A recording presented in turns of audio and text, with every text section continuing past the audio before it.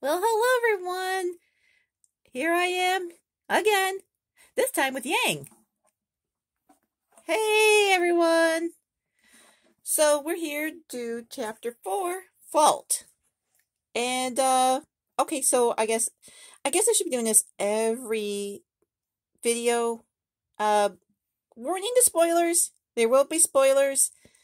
And yeah, we'll go on from here. So we decided we're going to do the review this way, where I'm talking about my team, which I, as fans now, call Team Rainbow. I really like that, Team Rainbow. I'm the R, Nora's the N, Blake's the B still, and we have Weiss as the W at the end. And then Yang's team. What are you guys? Okay, well, some people said Team Jolly because Jean, and then Oscar's the O, and then now they're doing Lyren. They're doing the L for Lyren instead of just R for Ren, and then Oscar's the O. But I had an idea. Okay, what if we could do Team Yellow? Have me as a leader. So, see, I would be the Y, and, well, Jean has an E at the end of the name, so I was going to use that, and then Lyren, and then Oscar. Team Yellow. That's a bit of a stretch with Jean's name, but whatever. Okay, so let's talk about this episode. Fault. The name says it all. Well, we start with my uncle, and who's in jail, and Robin Hill's with him, of course, and Jacques there getting annoyed by a fly.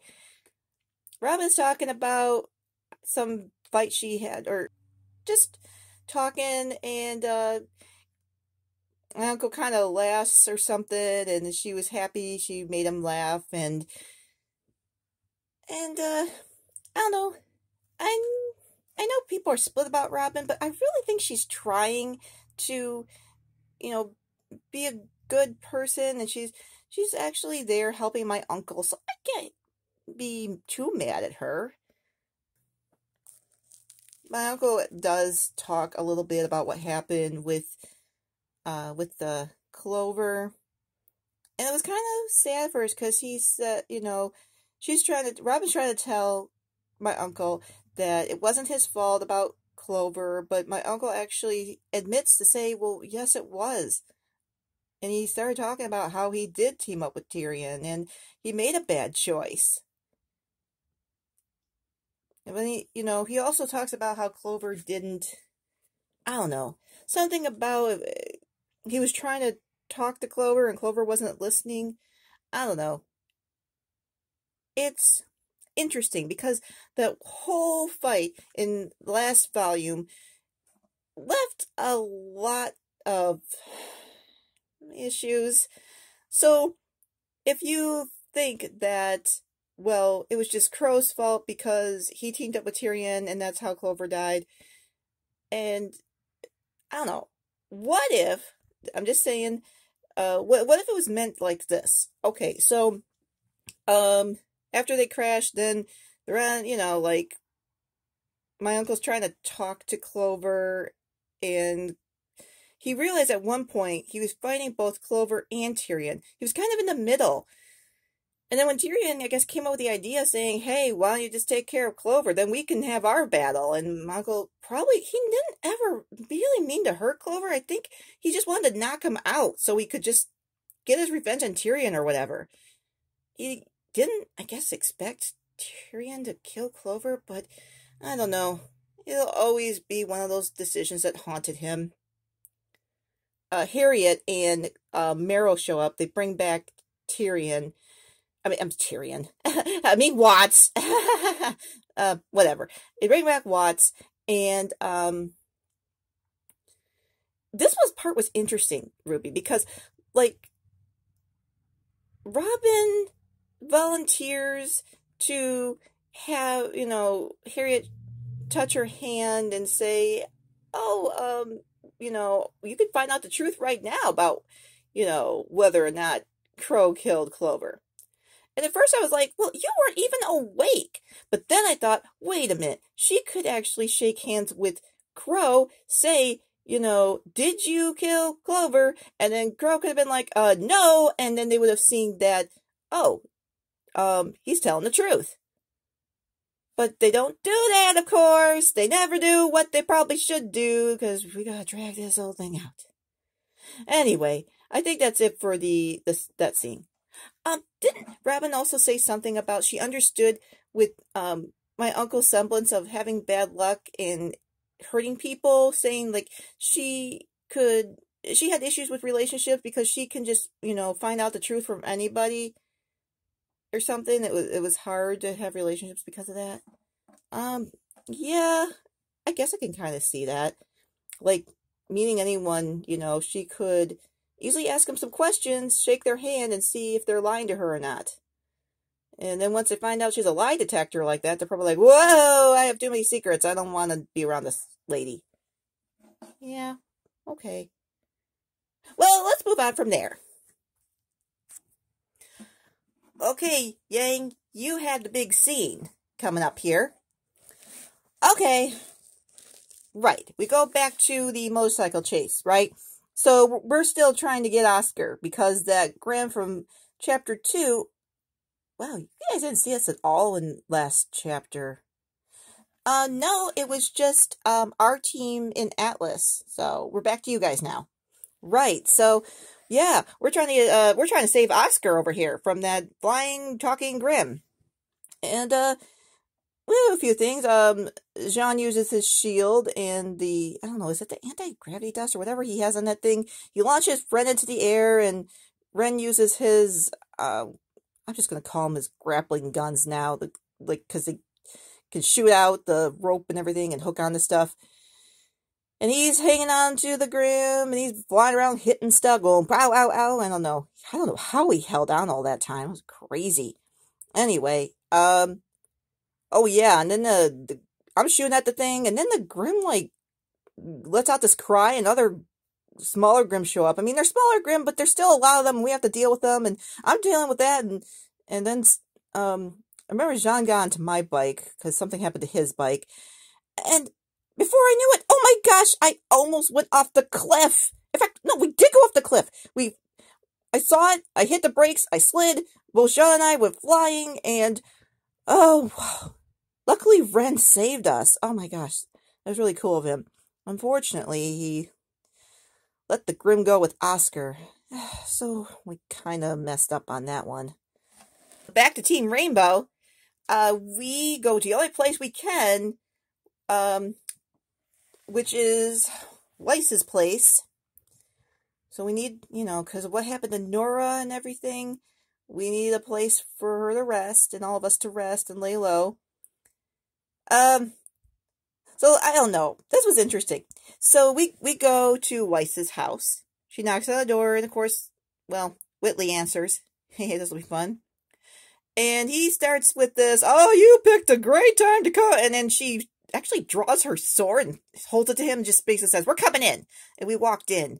And he's all upset because he's saying, oh, our reputation is been tarnished now because, Jacques went to jail and all the staff quit, and Mother locked herself in her room, which actually I think Weiss really was concerned about. And then she basically said to him, oh, I don't know if you noticed, but we're trying to save Atlas, and forget about all your hoity-toity snootiness right now. We need your help. And then she tells him to go to his room. It's kind of funny. Well, I for one think Weiss kind of went a little too far, because hello, that's your little brother. You just held a sword to him and said, oh, we're coming in? I don't know. I mean, I know they all have this really strained relationship in that family. I just hope Weiss does eventually just talk to her brother, and of course goes and talks to her mother. So, yeah. Me too. I do hope that too. I really do. I mean, I know not a lot of people like Whitley, but he is young. He's never really been trained as a husband. I don't know. He was just kind of following after his dad in his footsteps, and, He's probably been through some stuff too. I mean, gosh. So, I don't know. That's that. Oh, and then Blake was saying, Ruby, if you're worried, why don't you call Yang? And I said, I did. And I couldn't get through to her. So, Yang, what were you doing? Oh, well. Oh, where do I start? We're looking for the outpost because Ren said he saw it when he was hanging from the cliff. But then he said he lost it because he had to save us, which, yeah, I'm like, okay. I asked him, I'm like, do you want to talk about this? And he's like, not really. And he kind of just has this attitude. So I kind of got in his face a little bit saying, hey, what is your deal? And, he's all talking about how we, shouldn't be husband because, saying, well, Ruby, he said that you're only a child and everything, and like, I told him, things don't always go smoothly because that's part of being a huntsman. But then he's all like, well, we should be huntsmen because, okay, I guess he thinks like, we're not doing what we're supposed to be doing. And then he's all saying Ruby's barely a child and he's an orphan. And then he yells at Jean that, oh, you cheated your way in the beacon. Like, really? You're bringing that up now? You're bringing stuff up from volume 1? Really? Okay. I have a theory about this with Ren. Okay, so Ren's been really weird since we got the Atlas, and I still don't quite get it. I really don't, but what if he's just being that character right now? The character that, the fans want to hear, hey, you know what? You guys never really dealt with some of the stuff, or you didn't do it very well. So he's bringing some stuff up that maybe is going to bring up some past wounds, and, I mean, that's true. Jean, I guess, did cheat. He told Pyrrha this. I don't know when he told anyone else. Cardin overheard it. I don't know, maybe he blasted it over the internet, I don't know. Anyway, I kind of feel like it's irrelevant now. I mean, thank you for mentioning it, Ren. And all the fans are kind of like, the ones who are just like, yeah, Jean did cheat his way in the beacon. Let's talk about that. Okay, so it's been brought up. But it's also been brought up that Jean has more than proved himself to be there. And just between you and me, I think Osmond already knew about all that. I just have this feeling. It wasn't ever about the transcripts. It was just the fact that he probably was going to let Jean prove himself. And Jean did. So, he is a huntsman. He's part of our group. And that's how it is. Right. Yeah. Okay. Sensitive scene coming up, everyone. Those of you who are Oscar fans, me included. So we go to where Oscar has now been taken to Salem. And she's trying to get stuff out of him. Where is the relic in that beacon? Academy, where, how do I use the lamp? Because if Oscar's saying he has no idea where the relic is at Beacon, and it sounds like, well, I'm going to ask the lamp anyway, so, give me the password to the lamp. And, Oscar's like, for what it's worth, my whole lie about odd questions, well, actually it was Osmond's lie, but whatever.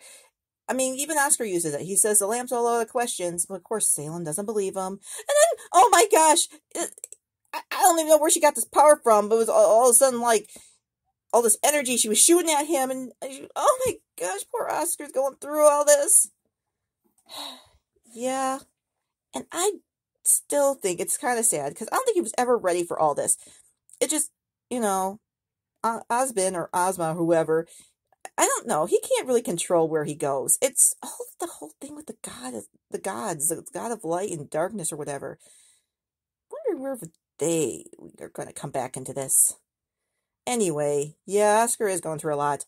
Oh, and then when, and then when she doesn't get it out of him, she brings Hazel in. And Hazel still has a chip on his shoulder because, gosh, we're going back to volume 5 here because of what happened at Haven Academy. He's like, oh, kicking Oscar saying, that's for Haven Academy. And everything else I do to you is for my sister. Again. And see, the sad thing is, because all the stuff happening to Oscar, Oscar's getting the physical beating, but they're not beating up Oscar. They're doing it to Osmond. Osmond did it all. Hazel's mad at Osmond because of his sister joining to be a huntress or whatever, and then she ended up dying, and he blames Osmond. Um, you know, and Salem actually is mad at, well, Ozma, you know, but even my uncle punches Oscar in the face, but he's mad at Osmond. Oh gosh. Well, hopefully Oscar will be okay, because it doesn't look very good for him. I doubt anything's really going to happen. If he were to die, then Ozma's got to go find another vessel, and I doubt that's going to happen. Oscar's going to stay with us. Trust me. Okay. Oh, after that disturbing scene. What is it? I think we...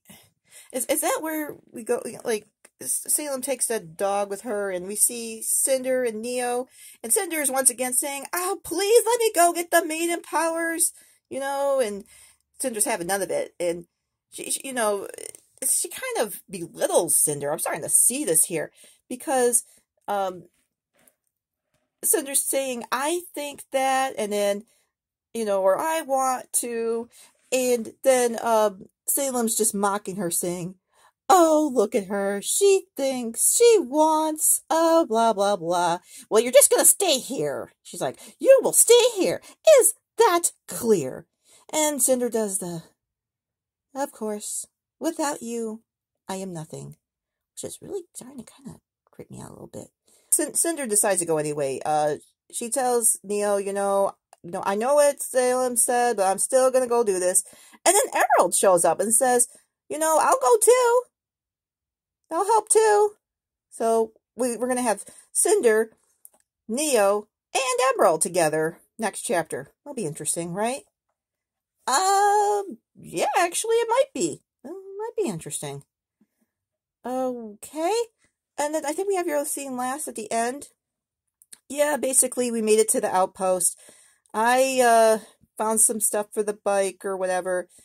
Ren's still in the mood, and I, tell Jean, "I'm sorry. He shouldn't have said that to you, because you proved you're in yourself." And the only thing left that was on my mind was, well, I thought to myself, the choices I made, what if Blake kind of was upset with me because I didn't help out with the Amity thing? And then at the end, they show Ren is out by himself in the cold, and then they go to wherever, the tundra, and then there's the ice cracking, and something's gonna happen. We're gonna end up fighting something soon. I can just feel it. But that's all. I think that's it for this chapter of RWBY. Well, that's just great, Yang. I'm so glad. It was a good chapter. I thought it was pretty good. This one was probably one of the better ones. I'm gonna give it a 9. How about, because I just thought we had some really good moments here. And, I like the bike scene, the chasing and everything. That was cool, too. The only thing I was just kind of meh about was Robin and Crow's scene. They gotta do more. Those two gotta do more or something. I don't know. I'm getting bored with them. I have to agree. But hopefully, I'm hoping your uncle gets out of there. Like, can you just turn into a bird and fly out? I don't know. He hasn't turned into a bird since volume 6. Anyway, I thought my scene was the coolest, with the chasing. And, I don't know, what'd you think? You know what? I kind of have to agree, because all we did was go to Weiss's place where she threatened her brother. Whatever. Siblings, right? Okay, guys. Well, that's it for this one.